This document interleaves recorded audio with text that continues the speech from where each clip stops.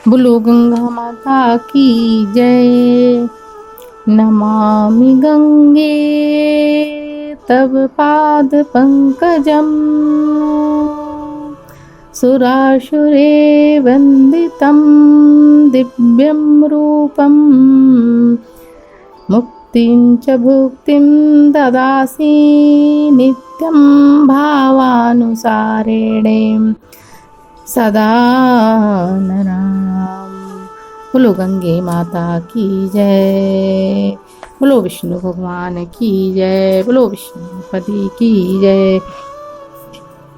गंगा दशहरा के दिन भक्तजनों में आपके लिए गंगा दशहरा की गंगा माता की अवतरण की कथा लेकर आई हूँ, जिसे सुनकर आप गंगा स्नान का पुण्य फल प्राप्त करें।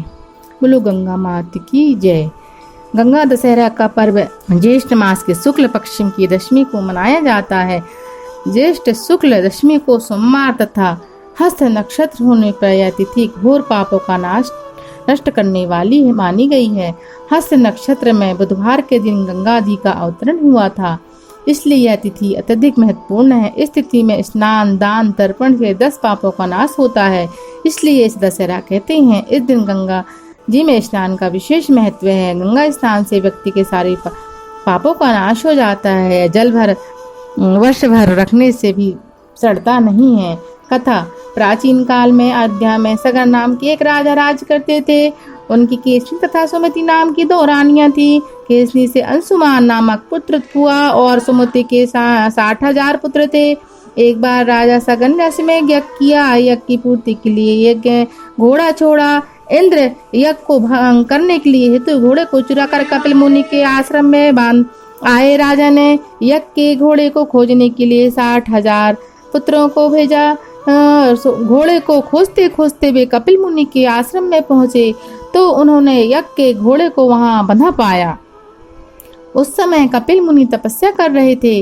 राजा के पुत्रों ने कपिल मुनि को चोर चोर कहकर पुकारना शुरू कर दिया। कपिल मुनि की समाधि टूट गई तथा राजा के सारे पुत्र कपिल मुनि के क्रोधाग्नि में जलकर भस्म हो गए।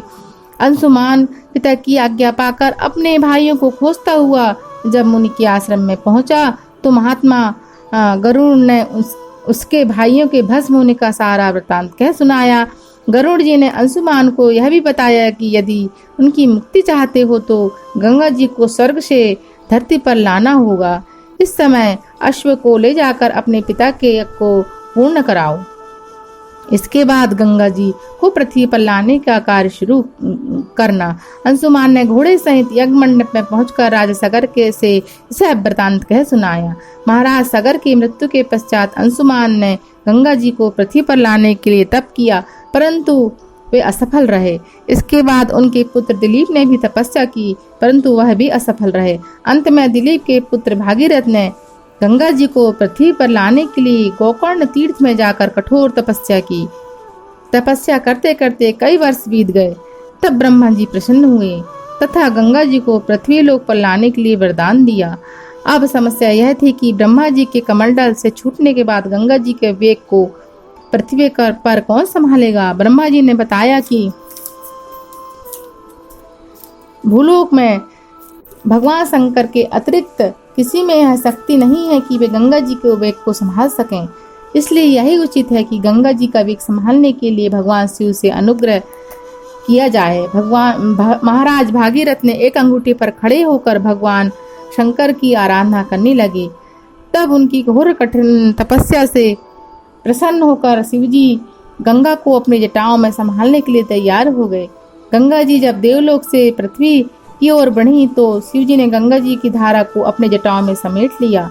कई वर्षों तक गंगा जी को जटाओं से बाहर निकालने का पथ न मिल सका। कई वर्ष तक गंगा जी को जटाओं से बाहर निकलने का पथ न मिल सका, अर्थात रास्ता न मिल सका। तब भागीरथ जी ने पुनः अनुनय विनय करके शिवजी को गंगा को अपने जटाओं से मुक्त करने के लिए तैयार हुए।